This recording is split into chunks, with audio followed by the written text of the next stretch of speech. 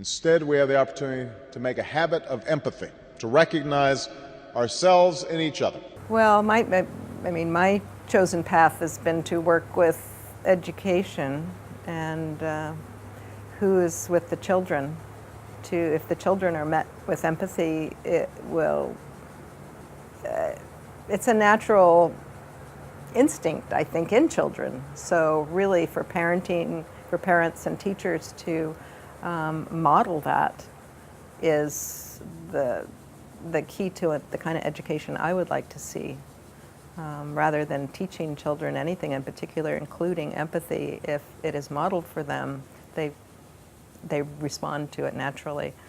So that's one way, for sure, through changing our parenting practices, educating parents.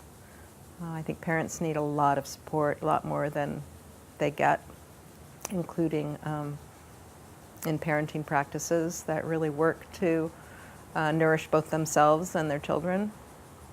And I'd love to see in our government, in the U.S. government, the kind of support that parents get with parenting leave in many European countries, really honoring family and parents, and then in education. So teachers get this kind of understanding too of how to connect with kids. So that's the realm that I'm working in, and I'm hopeful because I see people working in a lot of realms for this. I would love to see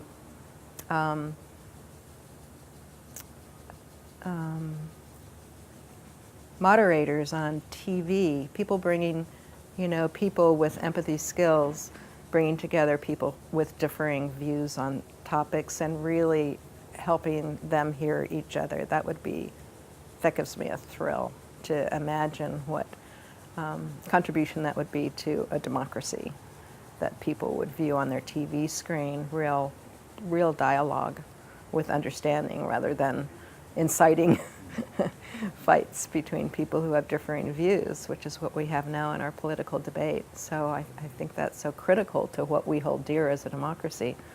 And that seems like a doable thing. I really like to look for practical, doable things, and it's one of the things I would love to see people with empathy skills move into, the media in that way. I would also love to see movies, like I imagine cartoon movies developed that model empathic connection between people.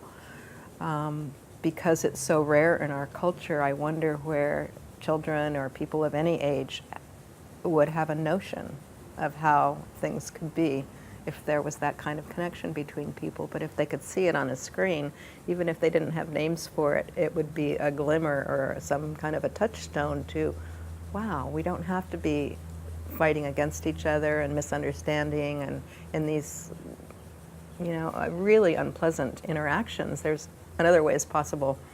So I'd like to feed that hope with, and I think besides the hope, it would be educational too. People would start to go, oh, there are some moves I could make to refrain from that judgment, to step back a minute and consider that person has a point of view. There's so many small moves that could contribute to a more empathic culture. I have more ideas. I'm thinking on it all the time, but those are a few of them. Ideas. That's one of my main questions, is how can we do this? How can we build this culture of empathy? Mm-hmm. Well, I really appreciate what you're doing too, because I take heart that there are many of us in many places in our own fields of interest and endeavor bringing empathy forward. And I was really excited when Obama started to talk about empathy, and from what I saw, he got such flack for that I'm guessing he'll never use the word again, which I feel sad about.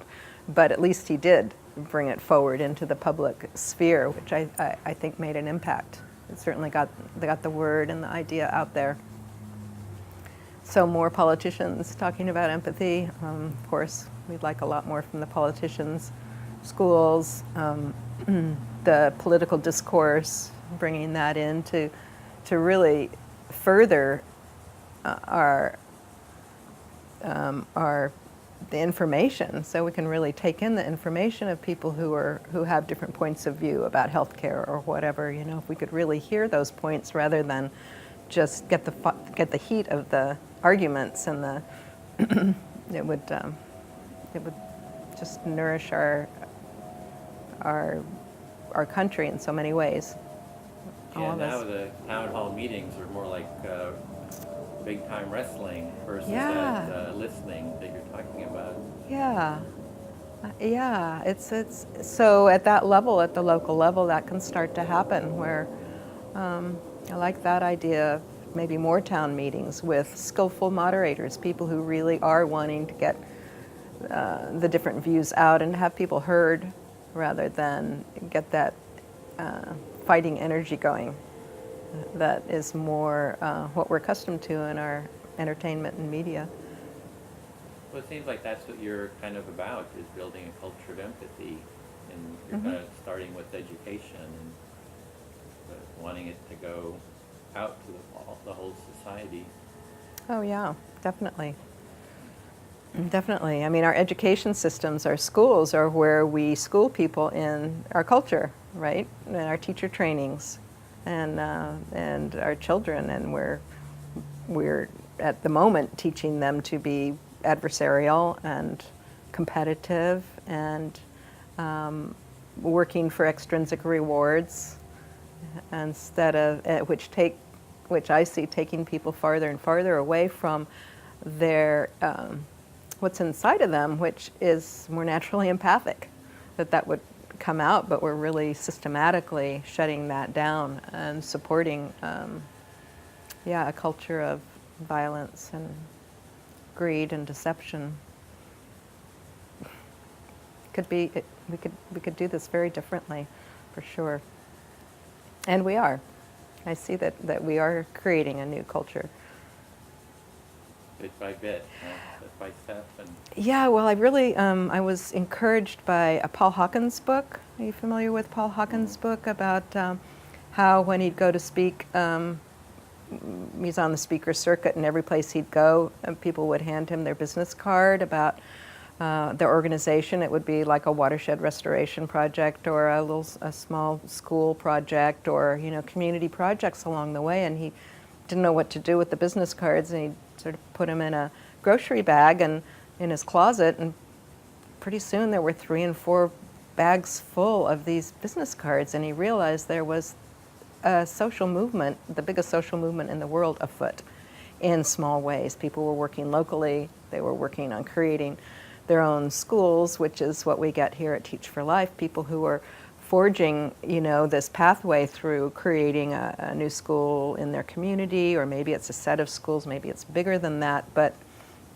I think part of what I enjoy about bringing us together is that often when we're working in our own areas, we feel isolated and like there isn't enough happening, and it's easy to get discouraged and lose hope. And one of the things I enjoy bringing us together, and also when I go out and give talks and conferences and trainings, is to tell people that there are a lot of other people. I call us pioneers. And my background is Mormon pioneers, and I have that metaphor going. And here we are again. We're seeding new ground with empathy and compassion and aliveness. And I see there are many of us doing that. So all together, it feels big. And people are heartened to know that there are other people doing similar work all over the globe. so you feel the whole movement Yeah. for empathy, for a culture of empathy. Culture of empathy, culture of understanding, culture of compassion and peace. And I see the numbers growing. So that... You're heartened by that. So. Yeah, I think it's pretty important to keep heart about it. And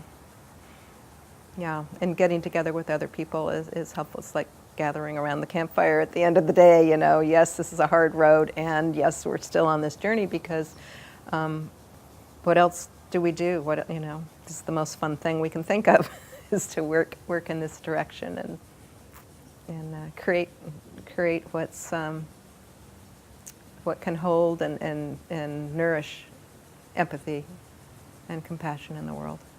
see the world through other people's eyes. Now, empathy is a quality of character that can change the world.